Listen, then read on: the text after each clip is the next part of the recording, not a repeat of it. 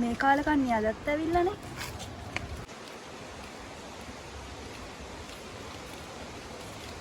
ලගෙත්තයා කොක්ක පියනවා. හරි. සම්සී කීය වෙනකම් පාඩම් කරාද? පාඩම් නම් කරයි මේ වෙලාව ගන්න කියනවා. සම්සිට දි මගුල් නටන්න විතරනේ පුළුවන්. නංගි පාඩම් කරන කාලේ පාඩම් කරනවා. මගුල් නටන්න. දැන් සම්සිරත් එන්නේ කුඹුරු කොටන්න නැත්තම් ගාමට් ගාන යන්න තමයි.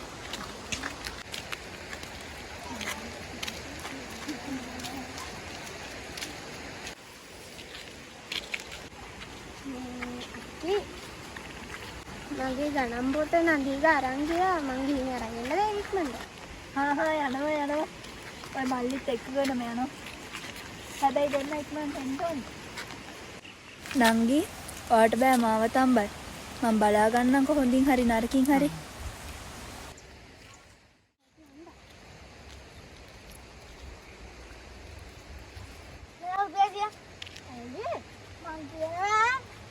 හරි මං ගෙදර ගිහලා දෙන්නම් ඉතින් යන්කෝ. ඔයාලා දුන්න මැත්ස් නෝට් එක මට එච්චර පැහැදිලි නෑ. ඒක අර කටුතරණක් කර මොකක් හරියද? නෑ. ඒක එච්චර පැහැදිලි නෑ සූත්‍ර එහෙම ටිකක්. ඒක හරි මම වань පැහැදිලිව දෙන්නම් ඉතින්. හරි එහෙනම් මට ඊළඟ සතියේ දෙන්න පුළුවන් නේද?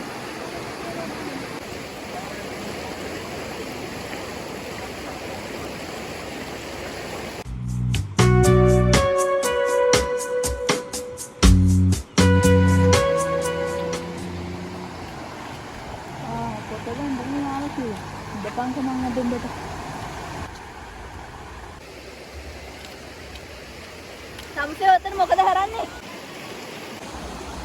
අක්කේ එනවා දැන් දෙන්නම ඉතින් උඩට. දැන් කිව්වමාර එනවා ඉතින් උඩට.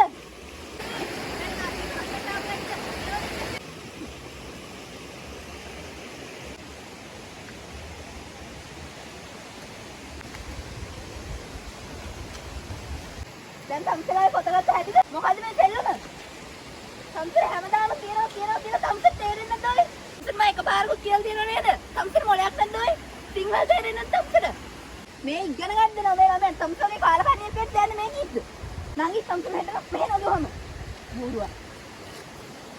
සම්සලට මං කියලා තියනවා නේද එකපාර? සම්සල තේරෙන්නේ නැද්ද ඔය සිංහල? ඒ කෙල්ලට ඉගෙන ගන්න දෙනවා හොර ඉගෙන ගන්න කාලේ සම්සල වගේ ඉන්නද කියන්නේ ඒ කෙල්ලට? මේ අන්තිම පාර කියන්නේ හයිද? එහෙම දෙයක් වුණොත් මං ඔය බලා ගන්නම්. ඔයයන් දැන් ඉතින්.